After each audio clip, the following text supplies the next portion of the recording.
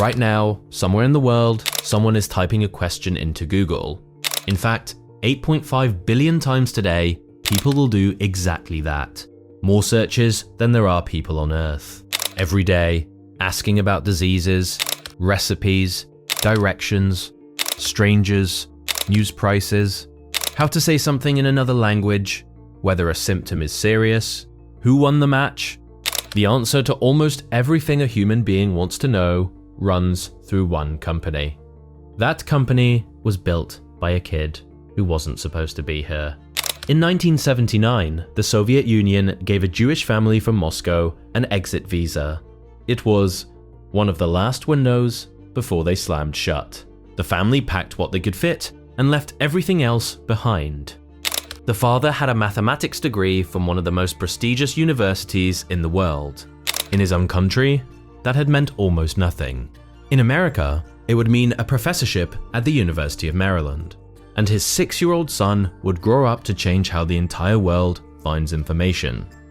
If you're new here, we cover stories like this every week. The founders nobody expected. The companies that changed everything. Subscribe so you don't miss the next one. Sergey Brin was a brilliant mathematician. In the Soviet Union, that brilliance had a ceiling. The regime didn't officially discriminate by religion, but Jewish applicants to elite universities were tested separately. In rooms other students grimly nicknamed gas chambers, and given problems specifically designed to be unsolvable. Jewish professionals were blocked from the most prestigious research positions. Mikhail changed his major from physics to mathematics to find a path through. It was never quite enough. In 1977, he returned from a mathematics conference in Warsaw and told his wife it's time to leave. They formally applied for exit visas in September 1978. His employer fired him the same day. His wife lost her job too. For 8 months, they waited. No income, under surveillance, branded as refuseniks, terrified the application would be denied, as it was for so many others. In May 1979, the visas came through. They left Moscow with minimal possessions. Vienna first, where a Jewish aid organization met them and helped them stabilize. Then Paris, where a colleague had arranged a temporary research position for Mikhail. Then, on October 25, 1979, they landed at Kennedy Airport in New York. Sergey was 6 years old. His first memory of America was sitting in the back of a car, staring out the window at the highway, amazed at how enormous the vehicles were. They settled in Maryland. Mikhail joined the University of Maryland faculty. His wife became a research scientist at NASA. The family that the Soviet Union had tried to make invisible had landed precisely where their abilities could flourish. Sergey grew up in that environment. 2 scientists for parents, a house full of ideas, access to knowledge that would have been unimaginable in Moscow. His father gave him a Commodore 64 when he was 9. He started programming when he was 15. He was taking classes at the University of Maryland while still in high school. He dropped out of high school after his junior year to enroll full-time. He graduated at 19 with a degree in mathematics and computer science, with honors, and won a National Science Foundation fellowship to pursue a PhD at Stanford. In 1993, he drove west to California. The internet existed, but nobody had figured out what to do with it. The web was growing faster than anyone could map. Information was everywhere, and almost none of it was findable. The search tools that existed, Alta Vista, Excite, Yahoo, ranked results by counting how many times a word appeared on a page. Simple. Dumb. Easily gamed. If you mentioned flowers 50 times on a page about cars, the search engine would send flower seekers your way. In 1995, a new PhD student named Larry Page arrived at Stanford for orientation. Sergey Brin was assigned to show him around. They immediately found each other annoying. Page was methodical, quiet, obsessive. Brin was sociable, loud, opinionated. They disagreed on almost everything, but they kept talking. The argument was the thing, each of them sharp enough that the other couldn't dismiss them, curious enough to keep going. Page had an idea for his doctoral thesis. The web was essentially a giant citation network. Pages linked to other pages the way academic papers cited other papers. In academia, a paper that many others cited was probably important.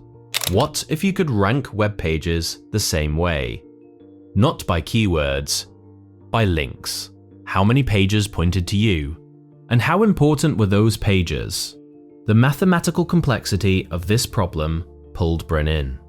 His expertise was data mining, extracting meaning from enormous unstructured datasets. This was exactly that.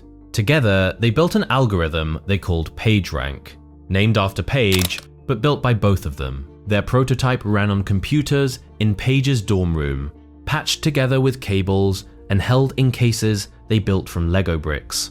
They called it Backrub because it analyzed backlinks. It was ugly, it worked better than anything else on the internet. Here's where things get interesting. Their search engine became so popular on Stanford's network that it kept crashing the university's servers. The institution kept having to upgrade its infrastructure to handle what 2 graduate students were building in their spare time. In 1997, they renamed it Google, a misspelling of Google, the mathematical term for a 1 followed by 100 zeros. The scale they were imagining. They didn't want to start a company. They were academics. They tried to sell Google to existing search engines for $1 million. Yahoo said no. Excite said no. In 1998, they met Andy Bechtolsheim, co-founder of Sun Microsystems, at 8 a.m. in a car park.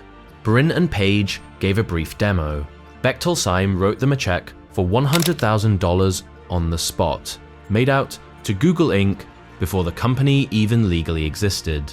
The check sat in a desk drawer for weeks. While they scrambled to incorporate, they moved into a garage in Menlo Park. Rented from a friend named Susan Wojcicki for $1,700 a month. Ping pong table, bright blue carpet, servers duct taped together. 3 people. By the end of 1998, Google was handling 10,000 search queries a day.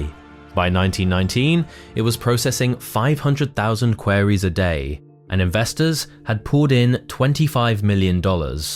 By 2000, it was the world's largest search engine. In 2004, Google went public. The IPO valued the company at $23 billion.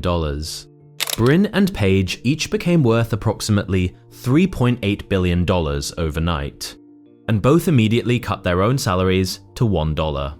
By 2006, the verb to Google had been added to the Oxford English Dictionary. There's a detail about Mikhail Brin that his son only fully understood as an adult. In the Soviet Union, Mikhail had been excluded from physics, the most prestigious science, because of who he was. So he became a mathematician instead. And in becoming a mathematician, he raised a son who became one too. And that son's feel for the mathematics of large systems, for the patterns hidden inside enormous datasets, was the exact thing that made Google possible. The regime that tried to limit Mikhail Brin produced 1 generation later the man who organized all the world's information. The country that told a Jewish family their talents were unwanted sent them to the one place on Earth where those talents could build something incomprehensible in scale. They left Moscow in 1979 with what they could carry. Today, 8.5 billion searches flow through what that family built.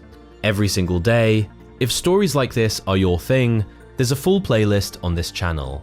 Founders, empires, the people who changed everything. And if you learned something today that you didn't know before, hit the like button. It's the fastest way to help more people find these stories. We'll see you in the next one.